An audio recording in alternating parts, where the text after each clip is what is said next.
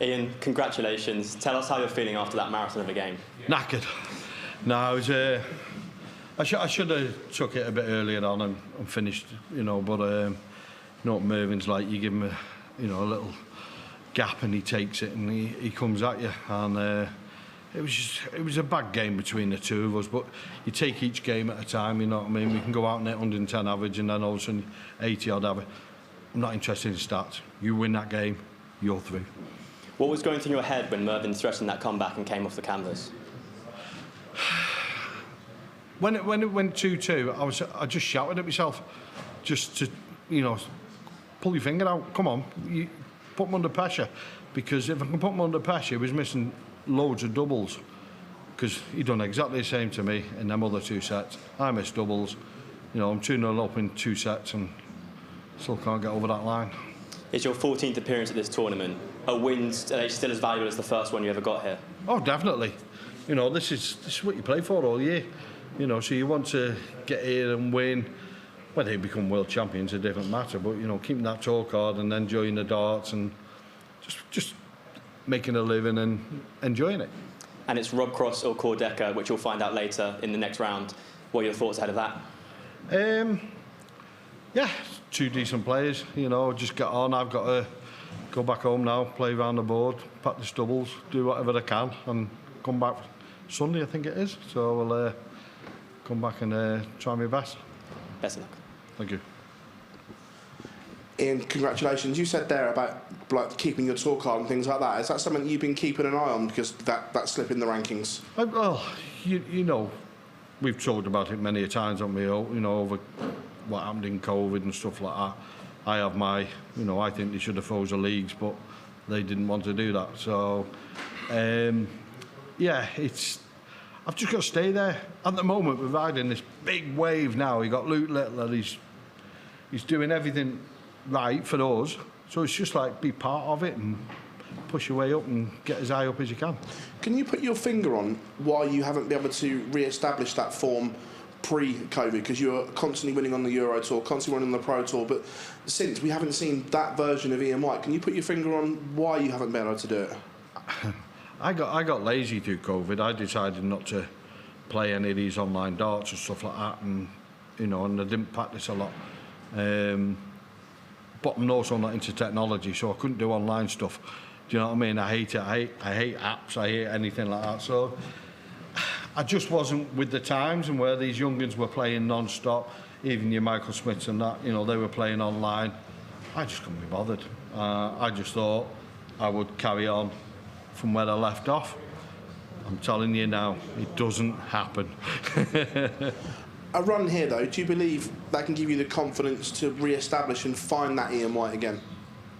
It'd be nice. It'll give you a lot of confidence, you know, and people will be looking at you. I'd like to get after Christmas again, so hopefully I'll be going out to go and win that next game and then come back after Christmas. And I just enjoy the game now, you know, have a bit of laugh with Gary and them and Mike, so a bit of fun. Hi Ian, well played today. You talked about having a laugh there. Is the practice room the same as it's always been? Our table is. You know, we when we're on the Pro Tours, you know, we have a bit of fun. Talk about what we used to do, what we've been doing, and fishing and stuff like that. So we take it in our stride more than anything. And then we all get wound up because Gary Anderson doesn't get up and practice, and then he goes and wins it, and we're like, what are we doing wrong? Probably practicing. That game against Merv there probably didn't really go as you would have wanted it to. You weren't able to show your best stuff. Are you able to relax at all on that stage because of how many times you've been there? Or? I don't think you can relax in any of the games, you know, because if you'd have lost today, you finish until February. Do you know what I mean? It's a long time. So yeah, I wanted to go up there and win. I want to come back after Christmas, you know, that's what I aim to do. So it is hard when you're up there, and when you're playing someone that you're friends with, like Merv. We've been round, we've been in the England squad together and stuff like that, you know. We had the red trousers and stuff like that. So, but yeah, he's a nice guy.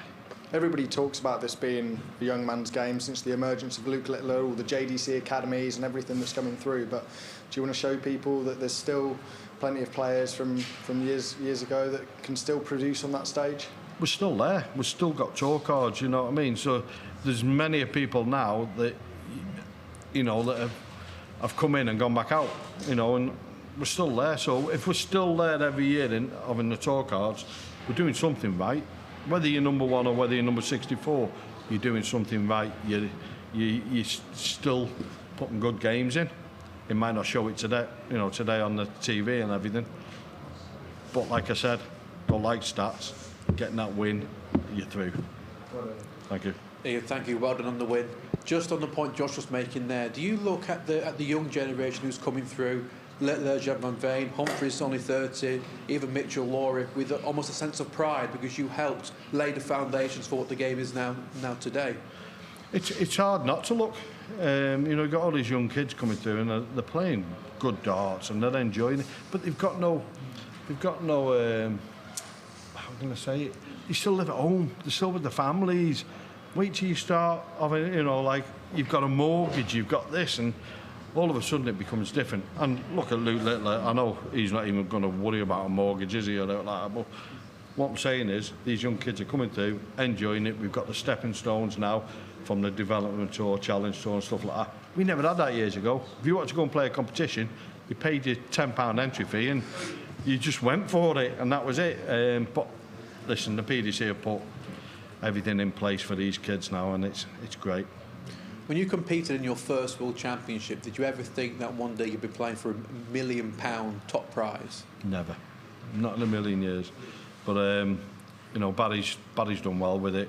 You know, the sport's getting bigger. You guys are pushing it as well on the social medias and stuff, and it's getting bigger and bigger. And to be part of it, to be on that stage and do everything, it's great. We're talking about that backstage, just saying, you know, being a part of it is nice. Cheers, Ian. Thanks very much. Thank you. Congratulations, Ian. Was it just all about getting the W today, no matter how that came, whether you averaged 70 or 110? That's all it takes, all the way through the whole competition.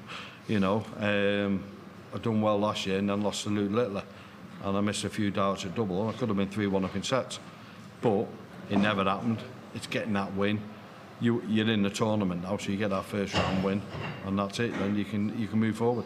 And does a game like that, you know, having such a war of attrition with Mervyn, in a weird way, does that sort of help you going forward now, you know, that you've been in that battle?